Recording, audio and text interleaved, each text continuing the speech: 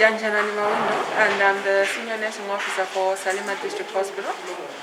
I would just like to say thank you for the donation. We've received 2 oxygen concentrators from Starfish. We are very grateful as this will help with oxygen supplementation, and it will help our patients with breathing, as this is the COVID era. We're in the COVID pandemic. So we have patients having different respiratory issues. These concentrators have come in at the right time, and they will assist us to offer the necessary care to our patients. Apart from the district hospital, the more concentrators that we'll have will also give to the health centers, who are the primary health care givers in the communities, so that they should at least receive oxygen therapy while we're waiting to bring them to our treatment center at the district hospital. Currently, with the 2 that we've received, we've got some already in use, of course. So all our wards have got at least 1 working concentrator. On a limb, I'd say we've got at least 10.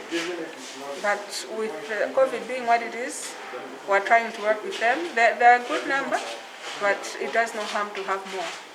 Yes, because 1 patient, 1 concentrator, you can see the ratios. Should a 3rd wave come, we definitely need to have more concentrators and more oxygen cylinders. But right now, with the way the conditions are, we are working, and every patient who comes in has access to oxygen therapy. Since the pandemic itself started in Malawi, so far in Salima, how many oxygen have you used? I think we've received several oxygen concentrators and different brands. I think some, we could say we've received close to 10 concentrators, having different capacities. So there are some that are able to offer at least 10 liters of oxygen, others 5 liters of oxygen. So with COVID, we need the high capacity ones that give at least 10 liters of oxygen, or if not, then the cylinders, which are different from the concentrators. But the concentrators are helping us deal with the other conditions, or at least the mild cases of COVID, where your patient is not in severe respiratory distress.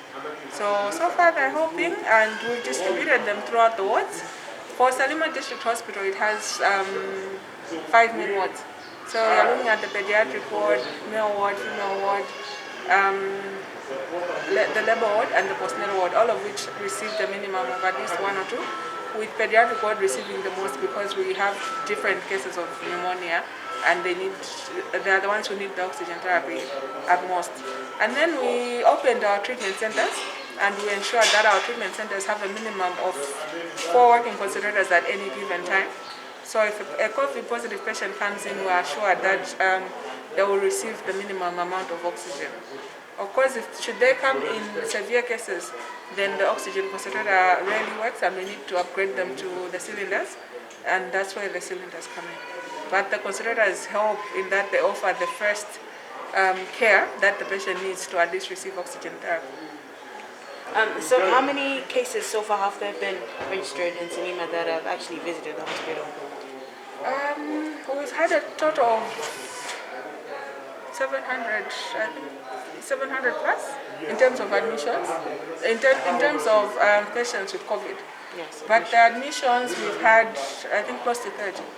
Yes, over a given period of time. Our first admission was in January this year, and the last one was around April, with the rest being followed up in their homes. But should any patient need admission in a treatment center, then they're immediately followed up and admitted in our facility. And so we keep 4 oxygen concentrators there standby, just in case someone has respiratory issues at this moment. They'll be able to find those concentrators.